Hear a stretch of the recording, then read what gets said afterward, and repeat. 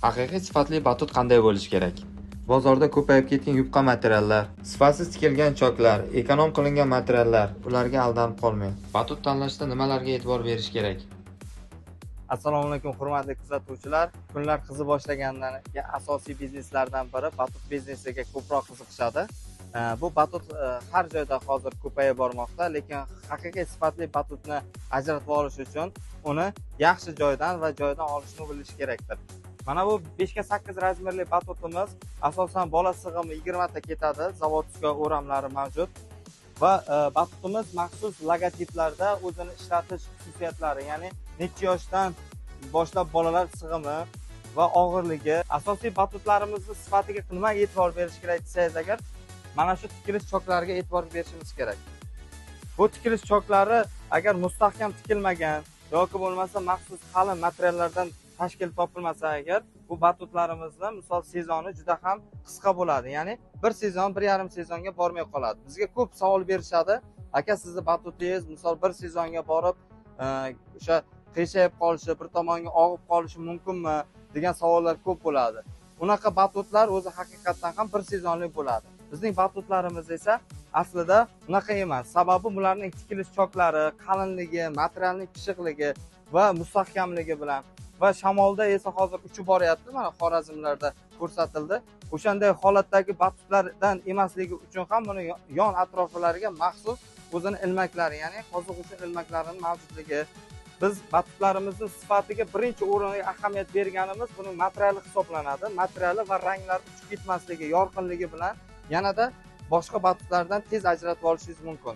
Va yana bitta narsa, Aladin batutlarini qanday ajratib olamiz degan savolga klientlarimizga mana shu maxsus logotipi agar bo'lsa agar, demak bu bizning Aladin batutlarimizning ekanligini bilishingiz mumkin.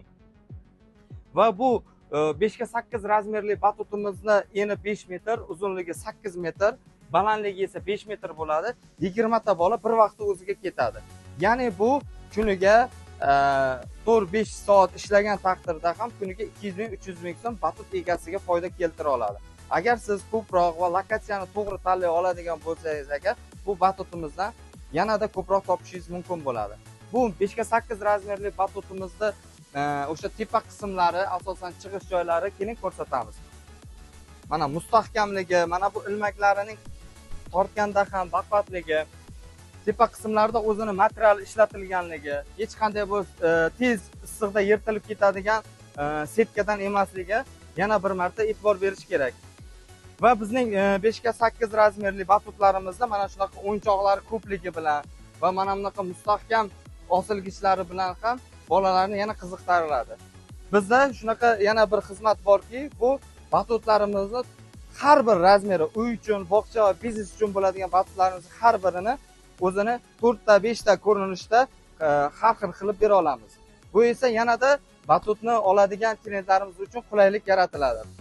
Va bizga qo'shib batutlarimizning qo'shib beradigan bonuslarimizga tayga sholchasi, kiliyi, materiali va o'sha yana motor tovushini kamaytirib berish uchun maxsus kolonkalarni ham qo'shib beramiz. Bu degani batutni bemalol xohlagan vaqtda, xohlagan sezonda maza qilib ishlatishingiz uchun qo'l keladi. Va Aladinning yana bitta batutlarining farqi shundaki, o'sha servis xizmatimiz mavjudligi, ya'ni o'sha motorida yoki kili materiallarida yamashda yoki bo'lmasa agar qanday holatda ishlatilishi hammasini tushuntirib bera oladigan servis xizmatimiz mavjuddir.